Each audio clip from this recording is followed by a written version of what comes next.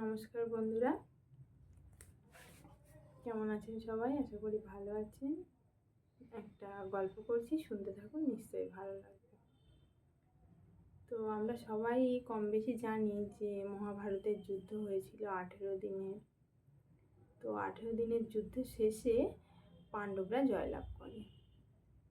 তো পাণ্ডবরা জয়লাভ করার পরে শ্রীকৃষ্ণ যে রথে শ্রীকৃষ্ণ আর অর্জুন বসেছিলেন, সেই যুদ্ধ রণভূমিতেই একটা সাইডে একটা সুরক্ষিত জায়গায় নিয়ে গেলেন রথটাকে শ্রীকৃষ্ণ। তো নিয়ে যাওয়ার পরে তিনি বলছেন অর্জুনকে যে অর্জুন, তুমি রথ থেকে নেমে যাও। তো সাধারণত প্রত্যেক দিনের যে নিয়ম, সবসময় যে নিয়ম যে সারথি আগে নামে তারপর রথি নামে, তো সেদিন উল্টো হলো। সেদিন আগে রথিকেই নামতে বলা হলো, অর্জুনকে নামতে বলা হলো যে তুমি তোমার ধনুষ নিয়ে, গান্ডীব নিয়ে, সব নিয়ে নেমে যাও। তো অর্জুন বেশি প্রশ্ন করলেন না, সেখান থেকে নেমে গেলেন, রথ থেকে নেমে গেলেন। এবং শ্রীকৃষ্ণ বললেন যে তুমি একটু দূরে সরে দাঁড়াও। তো দূরে সরে দাঁড়াতে বললেন এবং অর্জুন তাই করলো, শ্রীকৃষ্ণের কথা মতো দূরে সরে দাঁড়ালো। দূরে সরে দাঁড়ানোর পরে যখন শ্রীকৃষ্ণ রথ থেকে নেমে এলেন, সেই রথ যখনই নেমে এসছেন রথ থেকে, এবং রথের উপরে ধ্বজায় যে হনুমানজি বসেছিলেন, তিনিও রথ থেকে শ্রীকৃষ্ণ নামার সঙ্গে সঙ্গেই চলে গেলেন।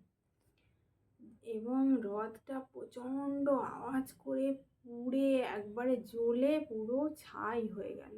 অত বড় রথ, অত ভারী লোহা, কাঠ সব পুড়ে পুরো ছাই হয়ে গেল। তখন অর্জুন কেঁপে উঠলেন যে বাসুদেব, এ কী হলো? তখন বাসুদেব হাসছেন আর বলছেন যে এই রথ ভেতর থেকে অনেক দিন আগেই এরকম জ্বলে ছাই হয়ে গেছিল। গুরু দ্রোণাচার্য, কর্ণ এবং পিতামহ ভীষ্ম এই রথকে যে বাণ মেরেছে, তীর মেরেছে, তার জন্য এই রথ ভেতর থেকে অনেক দিন আগেই জ্বলে গেছিল। আমি এই রথে বসেছিলাম এবং ধ্বজায় ছিলেন স্বয়ং হনুমানজি, তাই এতদিন এই রথ সুরক্ষিত ছিল। আজ যদি আমি তোমার আগে নেমে যেতাম, তাহলে এই রথের সঙ্গে তুমিও জ্বলে পুড়ে ছাই হয়ে যেতে।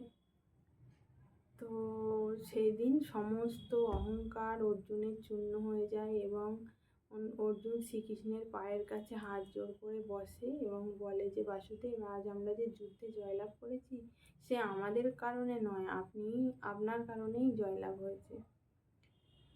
তো আজ যদি আমি আপনার আগে, আপনার কথা না শুনে আগে না নামতাম, আমি যদি রথে রয়ে যেতাম, তাহলে এই রথের সঙ্গে আমিও জ্বলে ছাই হয়ে যেতাম।